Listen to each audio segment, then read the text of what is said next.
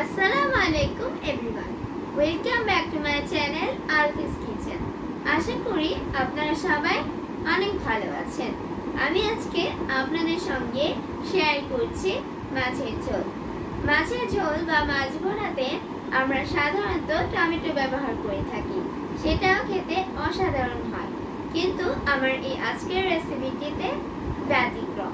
আমি এই রেসিপিতে কোনো টমেটো ব্যবহার করিনি।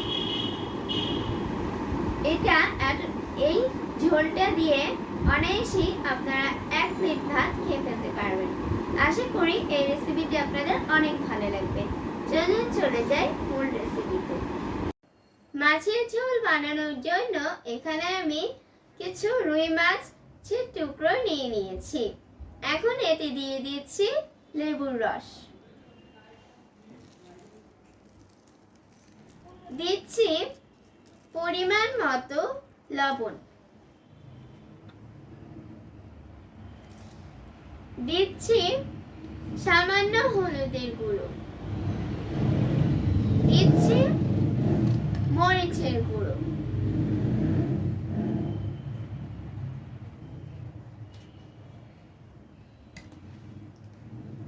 এখন সবকিছু খুব ভালোভাবে মিক্স করে নিব। প্যানে তেল গরম করে নিয়েছি, এখন আমি মাছগুলোকে ভেজে নিব।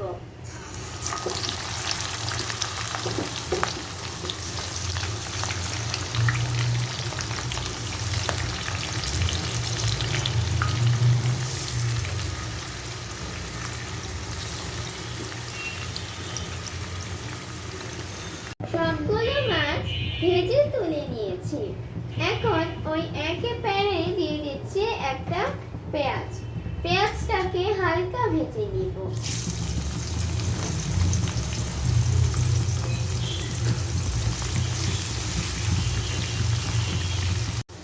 এবারে দিয়ে দিচ্ছি 4 থেকে 5টা পেঁয়াজ বাটা, দিচ্ছি 1 চামচ আদা ও রসুন বাটা, দিচ্ছি 1 চামচ মরিচ বাটা। মশলা থেকে কাঁচা ভাবটা চলে যাওয়া পর্যন্ত ভালো করে কষিয়ে নিব।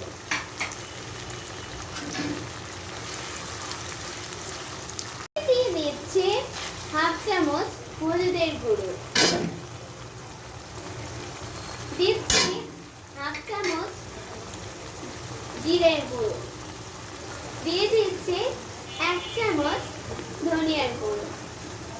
সবকিছু আবারও খুব ভালো করে মিশিয়ে নিব। মশলাটা কষানো হয়ে গিয়েছে, এবারে এখানে অ্যাড করছি পানি। যেহেতু এটা মাছের ঝোল রান্না করছি, তাই এখানে পানিটা একটু বেশি দিব।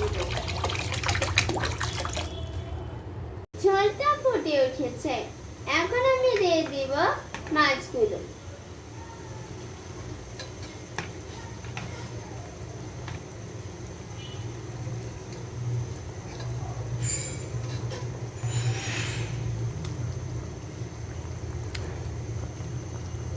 ঝোলটা আর একটু ঘন করার জন্য 10 মিনিট ভালো করে জাল করে নিব। এখন শেষ পর্যায়ে ওপর দিয়ে ছড়িয়ে দিচ্ছি কাঁচামরিচ ফালি ও কিছু ধনেপাতা কুচি।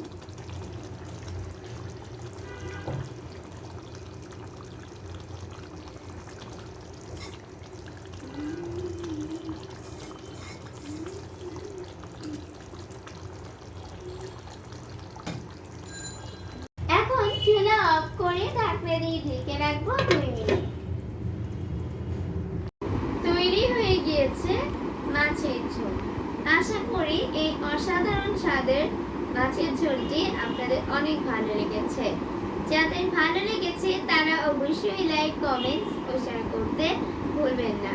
সেই সাথে আমার চ্যানেলটি সাবস্ক্রাইব করার অনুরোধ রইল। আজকে এই পর্যন্তই, আবার দেখা হবে অন্য কোনো রেসিপি নিয়ে। সে পর্যন্ত সবাই ভালো থাকবেন। আল্লাহ হাফেজ।